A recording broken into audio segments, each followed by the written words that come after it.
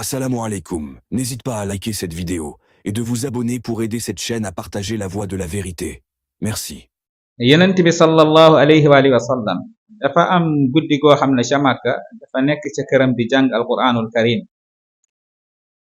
Naka mu doon jànge alquranul karim ci baat bu yéeme bi te neex, am ci kilifa waa Quraysh maanaam yéefaru Makka yi te bokk ci Quraysh ñi nga xam ne ñoo doon tere nit ñi ngir ñu déglu yonent bi rawatina buy jàng alquranul karim.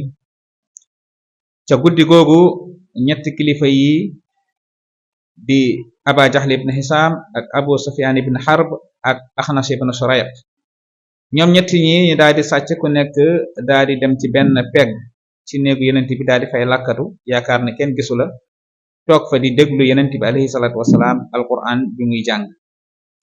Naka noonu diirëb guddi gi yonent bi taxaw di jàng ba waxtu fajar, ñoom it ñu toog fa di ko déglu ba fajar jotee ñu daal di wane ginnaaw ku nekk war a dellu fa nga jóge woon, ñi daal di daje ci selebe yoon bi. ba ñu dajee ci selebe yoon bi ku nekk daal di yedd sa morom, ñu ne ñun kat ñooy kilifay Quraysh ñooy tere suñu nit ñi ngir ñu déglu yonent bi ba noppi ñun ñi wëlbati ko di jaar ci suuf di ko déglu. lii kat bu ko nit ñi gisee wala ñu yëg ko dinañ am gàcce, su boobaa dootuñu leen mën a tere dara, kon nag na dakk nañ ko yemale fii. ñi daal di waxante loolu ñi dem, waaye ca ëllëg sa ñu defaat la même chose, ca ginnaaw ëllëg sa ñu defaat la même chose ba muy ñett fan nag ci lañ dogu ne jot na nag ñi daytalu bàyyi li ñuy def. bañ xëyee nag ci bis boobu ki nga xam ne mooy Axnas ibn Surayq dafa daal di jël aw yatam jubali kër Abu Sufyan ibn Harb ne ko tey daal dama bëgg nga wax ma li Muhammad di jàng ndax am na loo ci xam, ndax mbir mi daal man mu ngi may bëgg a jaaxal. mu daal di koy menacé. Abu Sufyan ne ko wallahi li ma jot a dégg ci li muy jàng am na lu ma ci xam, am na lu ma ci xamut. Axnas ne ko man mi sam bopp loolu moo ma dal, am na lu ma xam ci li muy jàng waaye am na lu ma ci xamut. mu jóge foofu moom Axnas ibn Surayq mu daal di dem ca kër Aba Jahl ibn Hisam. ba mu yeggee mu poñe ko ne ko dama bëgg nga wax ma lii nga xam ne moom lañu dégg ci Muhammad muy jàng lum doon, bu dee dëgg la wala bu dee am na loo ci xam nga wax ma.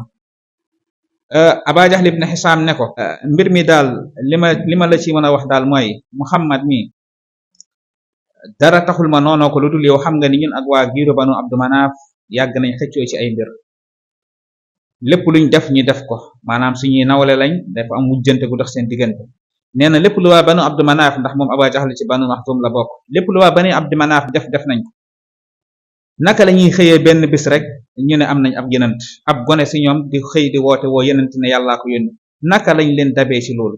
fan la ñuy jaar ba am yenant ñun tamit? lii moo waral may noonu Muhammad, waaye li muy jàng awma ci xam-xam, waaye lii daal moo ma jàpp. allahu akbar, gis nga nooneel.